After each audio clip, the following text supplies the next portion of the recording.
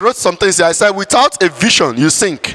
The telescope is an instrument used by astronomers in bringing heavenly bodies into a clearer and a closer view. In the same manner, your vision is your mental telescope, with which you can bring into focus what your future will be like, the plan of what God has for you in life, and the accomplishment you will make in life. This vision must be in line with God's what? Purpose. It must be in line with God's what? Purpose. Is somebody following me? God created Moses to be a deliverer. Moses began to have the vision of becoming a king.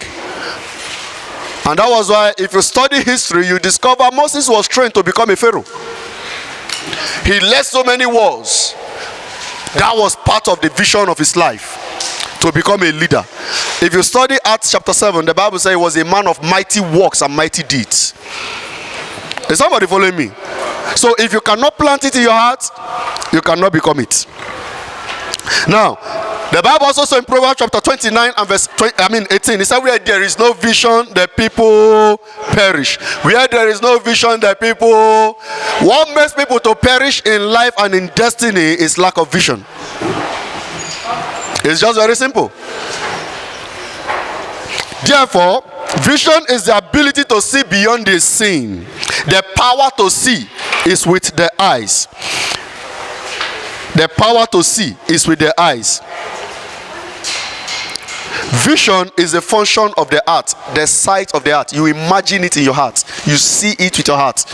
People will tell you when we get to the bridge, we cross it. It's not true. People who cross the bridge are people who already crossed the bridge in their heart before they get to the bridge. May God help us in Jesus' name. Well, I'm going to leave it at that point. Okay, let me take one more. I said vision is the key to unlock the gate of what was and what is, and to prepare us into the land of what could be and have not yet been seen. Every invention you see on earth was once upon a time a vision. And before you know it, it became a reality. May God help us in Jesus' name. Then the number 3 thing I talked about here is dream. And I said dream is the incubating process. When you have a dream, a vision, and you begin to nurture that vision. You begin to do what? Nurture that vision. When you see a hen lay eggs, for 21 days, the hen sits on the eggs. What is it doing? Incubating them. Why? The hen already have a vision that some days I'm going to be a mother chick. A mother hen. Having my own chicks, isn't it? So he sits on them, hatch on them. That is the incubation process. A lot of you have visions, but you don't have time to illuminate your vision in your mind. You don't think about them. It is when you are thinking about it, you begin to give it legs, you begin to give it hands, it begins to form, and someday it becomes a reality. Is somebody following me? I never know the process of childbirth until my wife took in. It was not a funny experience. You understand? She went through processes. But the baby, and anytime we go to hospital, they'll tell me the baby is fine. The baby is just trying to form. Someday she will tell me this baby is kicking me on the side.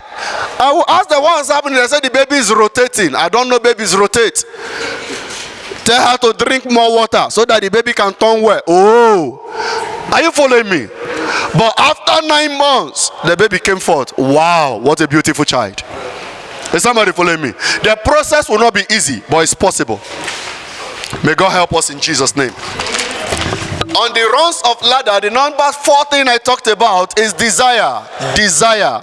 Success is not meant for the masses, but rather for the selected few who diligently combine and recombine endless flow of patterns into one productive process that accomplish successful results.